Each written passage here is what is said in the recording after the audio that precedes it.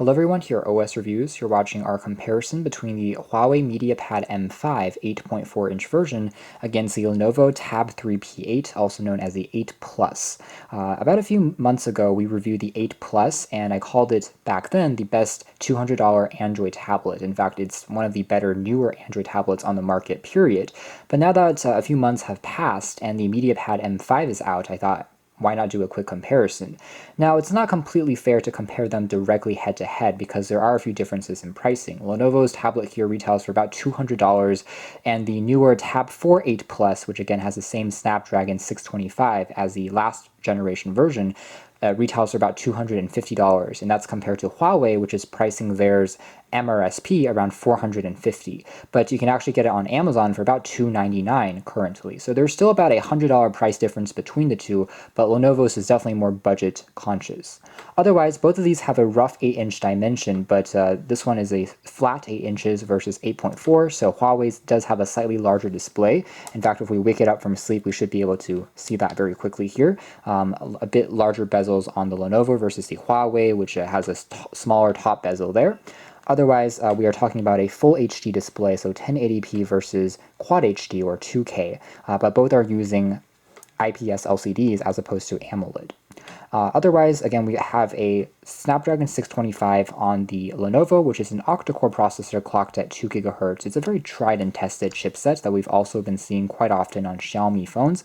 It's more than capable when it comes to a mid-end tablet for performance and media streaming, versus a Huawei, which has the Kirin 960. It's the processor found on the Huawei P10 from about a year ago, and it's still a very capable flagship level processor, so slightly faster. In terms of RAM, we're talking about 3 gigs versus 4 gigs. In terms of storage, we're talking about 64 gigs versus 16 or 32 gigs, but both are expandable via micro SD card. What's also quite interesting about the Tab 4 8 Plus, which is the kind of newer version of the Lenovo tablet, is it also has a fingerprint scanner located on the side here versus the Huawei, which has a front-mounted fingerprint scanner. So both are very up-to-date when it comes to having some of these security features borrowed from smartphones, but in a tablet design.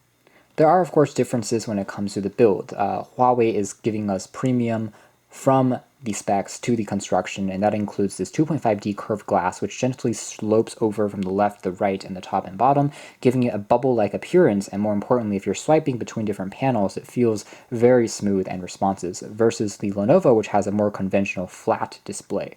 Otherwise, we have a aluminum unibody build on the Huawei, which is also gently curved on the edges, giving you very good ergonomics that are comfortable to hold and feels incredibly hefty as well as premium, versus Lenovo, which has gone for a rubbery texture that reminds us of the sandstone that you find on OnePlus devices, also kind of similar to ThinkPads. It's also very rugged as well as comfortable for gripping, but not quite as premium when it comes to construction. The Tab 4 8 Plus also comes with a glass back, so the difference there would be glass versus metal, but overall both are very well built.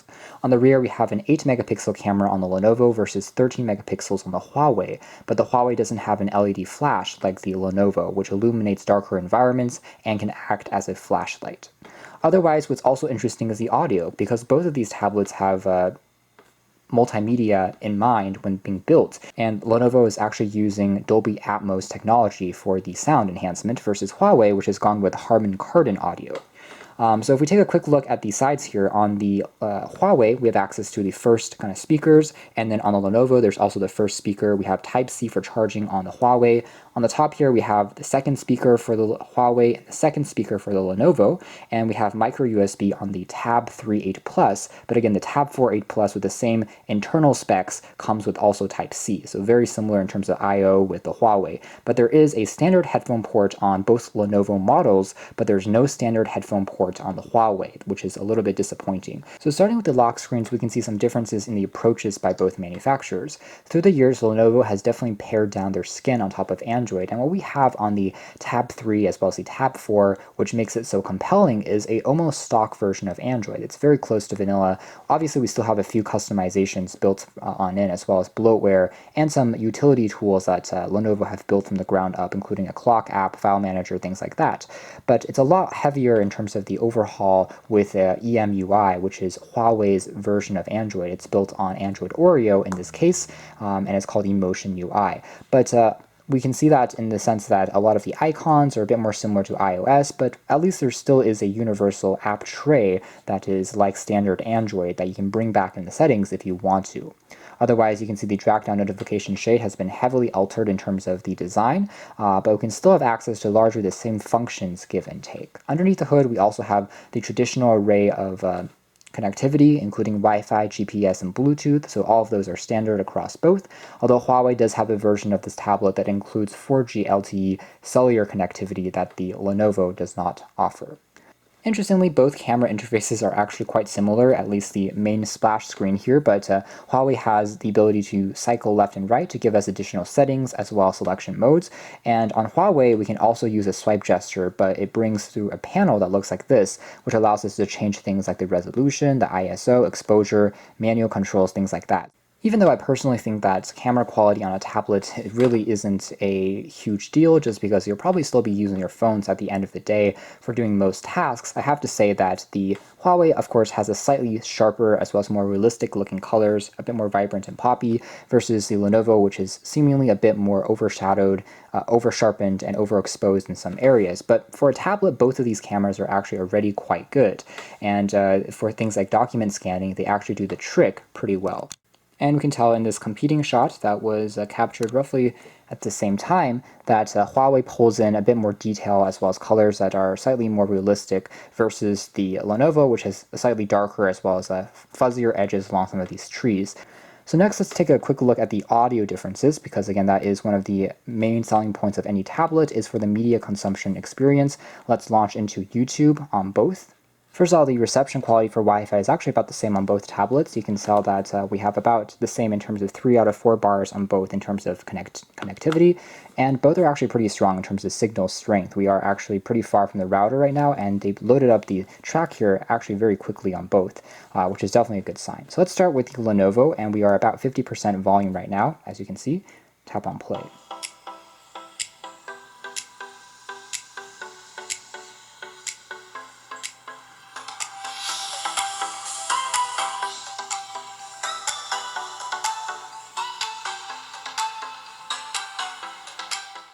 And now it's Huawei's turn, and we're also going to turn this to about 50% in terms of volume.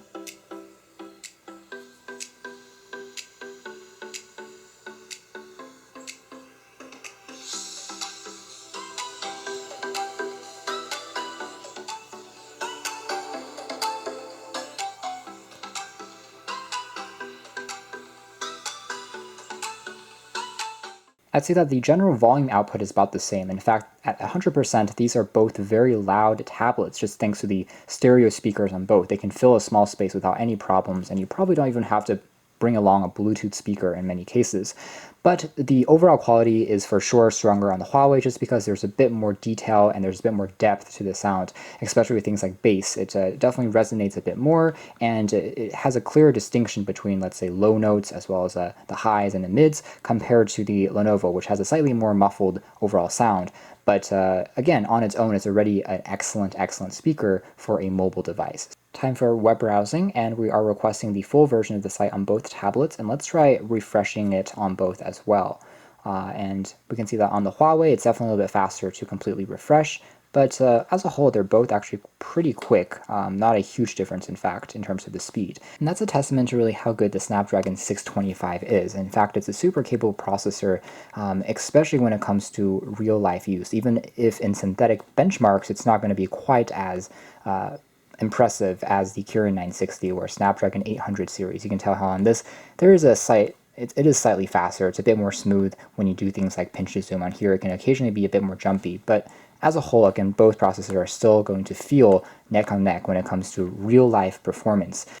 And for apps, we do have the standard Google services installed on both devices, so no worries there. Again, Google Assistant, of course, is on both as well, so we have access to all these assortments built on in, but aside from that, we have a fair share of bloatware from both manufacturers. For Lenovo, it includes a few of their syncing apps, as well as McFree Security is built on in. For Huawei, they've built in kind of a manager app that also has a security cleanup feature integrated as well.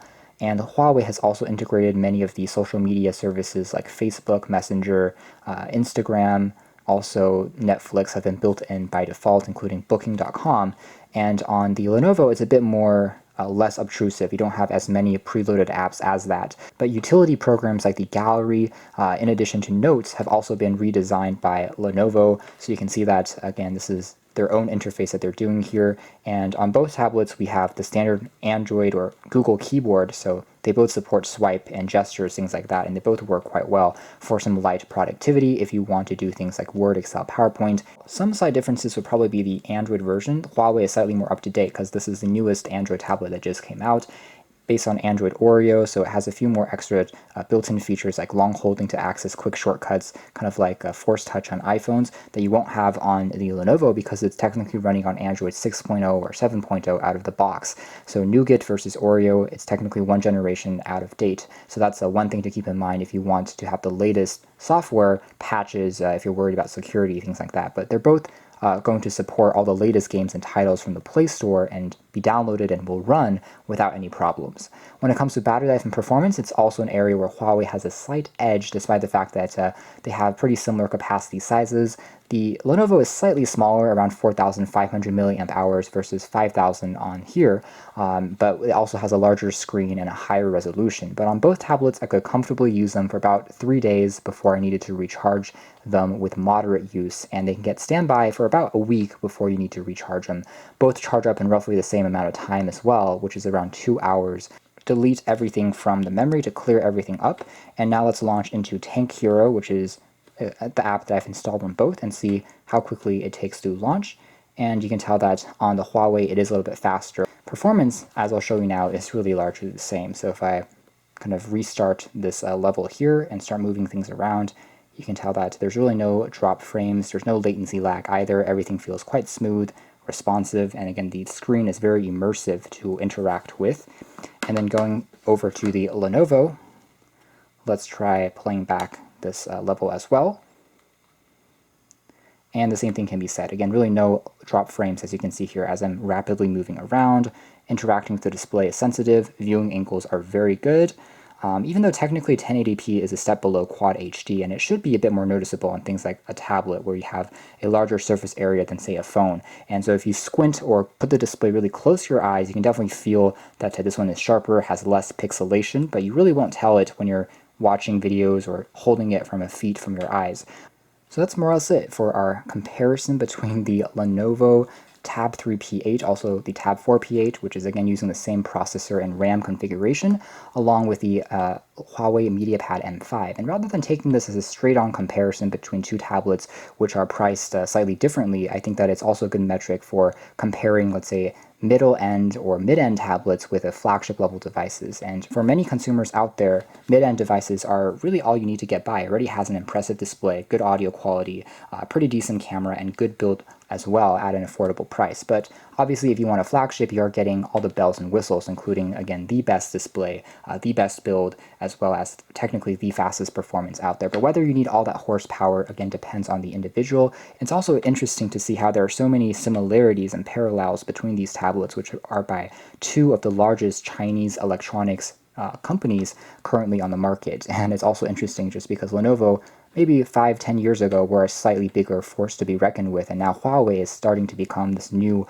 dominant force when it comes to consumers as well as making more premium devices. And ultimately, both tablets are similar when it comes to kind of some of their interfaces as well as their ideas and designs and features, as well as it really being two of the last Android tablets that are coming out new on the market today that you can pick from. This is a category that we've been seeing dwindling down through the years as there seems less and less tablets running on Android and more just smartphones in general. So you can check out more details about both of these in the descriptions below, and we have reviews on both of them out that you can search for on our channel. But this has just been our comparison look between these two tablets, the Huawei MediaPad M5 series as well as the Lenovo TAB4 TAB3 P8 series. Thanks for watching here at OS Reviews.